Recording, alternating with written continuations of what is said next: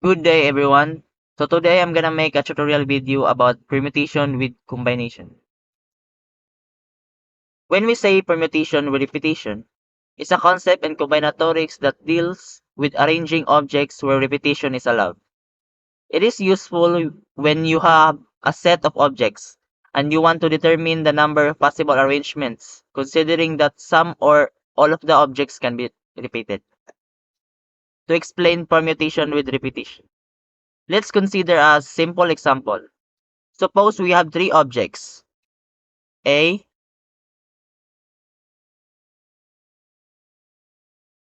B, and C, and we want to arrange them in a sequence of length 4. In this case, repetition is allowed, which means we can have sequence like ABCA or CCBB. The goal is to determine the total number of possible arrangements. To solve this problem, we can approach it by considering each position in the sequence individually. For the first position, we have three options, A, B, or C. For the second option, we also have three options, A, B, and C. For the third position again, we have three options, A, B, and C. For the fourth position, once more, we have three options, A, B, and C. Since each position has three choices, we can multiply these choices together to find the total number of possible arrangements. 3 times 3 times 3 times 3 equals 81. Therefore, there are 81 different sequences of length 4 that can be formed using the objects A, B, and C. Allowing repetition. In general, if you have if you have n objects and you want to arrange them in a sequence of length r,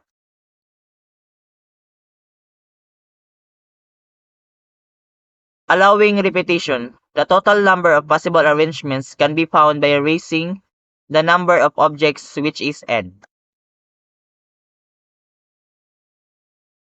to the power of the length of the sequence r.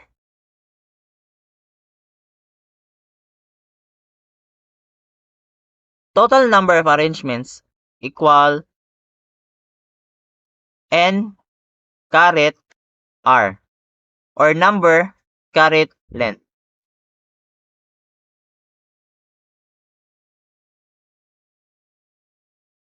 In our example, since we had three objects,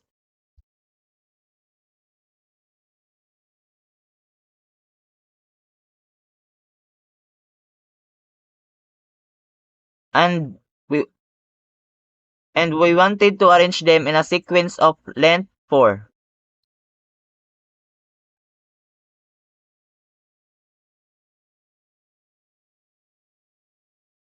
The total number of arrangements was 3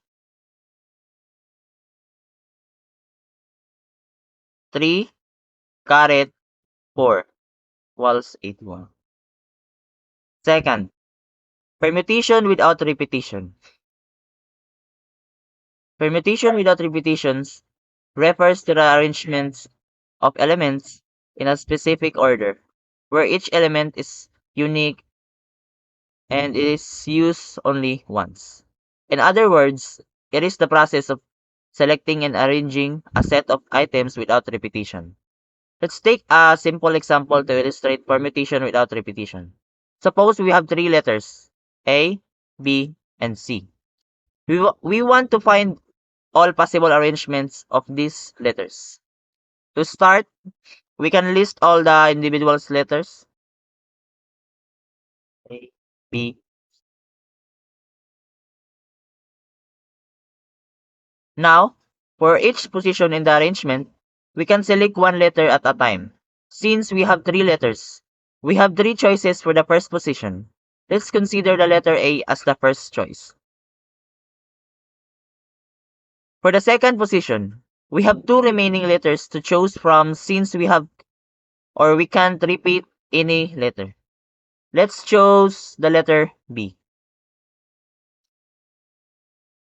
Finally, for the third position, we have one remaining letter, which is C.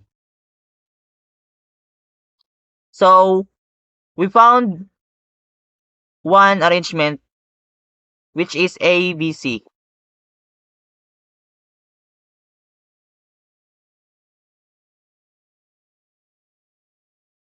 To find all possible arrangements, we repeat this process for each possible choices at each position. Let's continue. For the first position,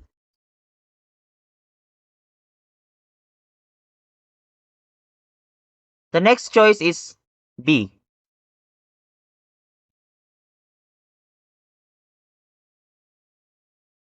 For the second position, we have two remaining letters, which is A and C. To choose from, let's choose the letter A.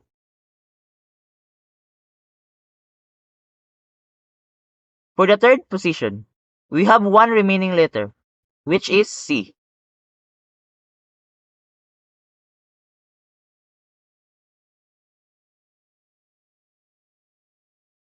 So, we have found the second arrangement, which is BAC or back.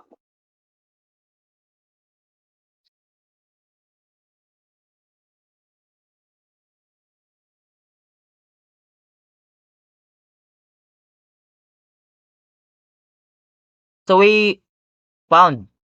Now let's consider the third choice for the first position, which is C.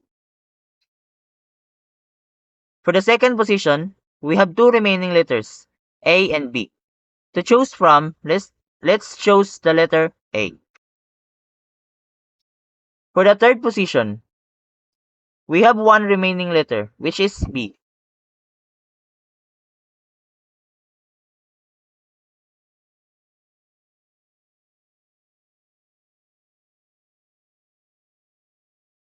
Thus, we have found the third arrangement, which is CAB or CAB. Now let's move on to the next choice for the first position, which is B. For the second position, we have two remaining letters, A and C. To choose from, let's choose letter C. For the third position, we have one remaining letter, which is A.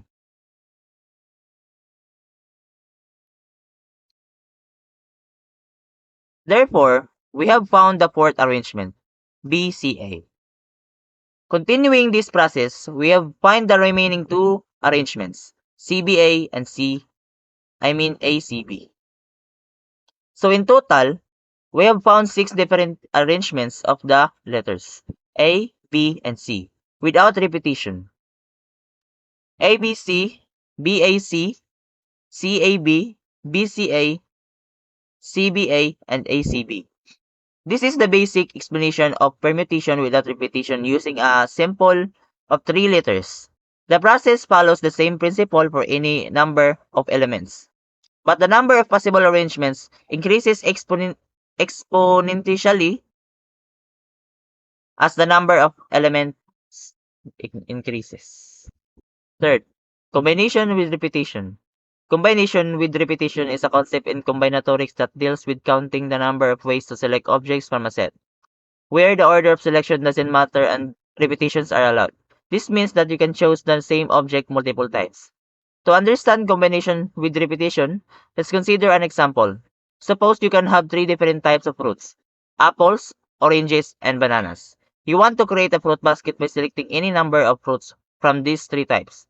Let's say you want to choose a total of 5 fruits for your basket with combination with repetition.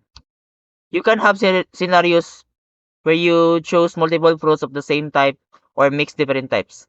For instances, you can have 5 apples, A,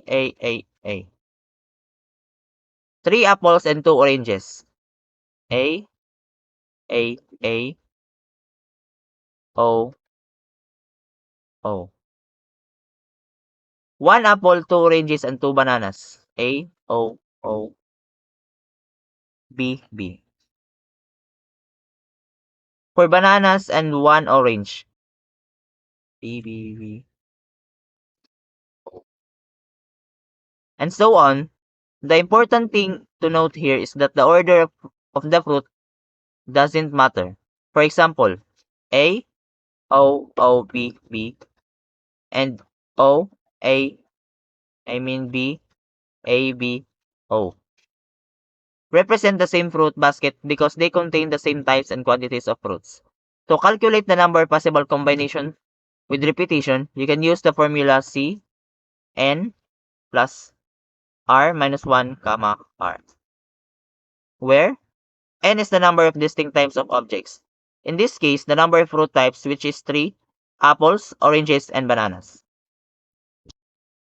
R is the total number of objects chosen. In this case, the total number of fruits in the basket, which is 5.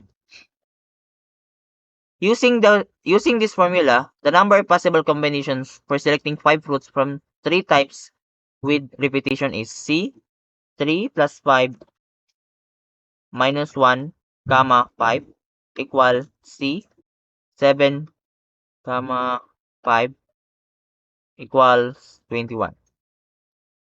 So there are 21 different types or ways to select 5 fruits from the given set of 3 fruit types, allowing repetition. Remember that the combination with repetition concept is applicable whenever you need to count the number of ways to select objects without regard to the order of selection, and repetitions are allowed. And the last one, combination without repetition. Combination with repetition, also known as a combination, refers to the selection of a subset of items from a larger set where the order of selection does not matter, and each item can only be chosen once. In other words, it involves picking a certain number of items from a set without repetition. Let's illustrate this with a simple example. Suppose you have a set of 3 items, A, B, and C. To find the combination of selecting 2 items from this set without repetition, we can list all possible combinations, A and B, A and C, B and C. These combinations do not consider the order of selection, so AB and BA are considered the same combination. If we were to find the combinations of selecting 3 items from this set, we would have only one combination, which is A, B, and C. This is because we have exhausted all the items in the set, and we cannot make any more combinations without repetition. To calculate the total number of combinations without repetition, we can use the formula for combination. C n, comma r equal n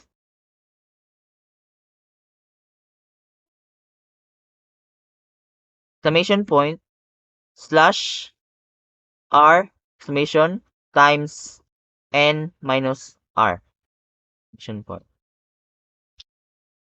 For example, if we wanted to find the number of combinations of selecting 2 items from a set of 4, we would have C 4, comma 2 close parenthesis equal 4 exclamation point slash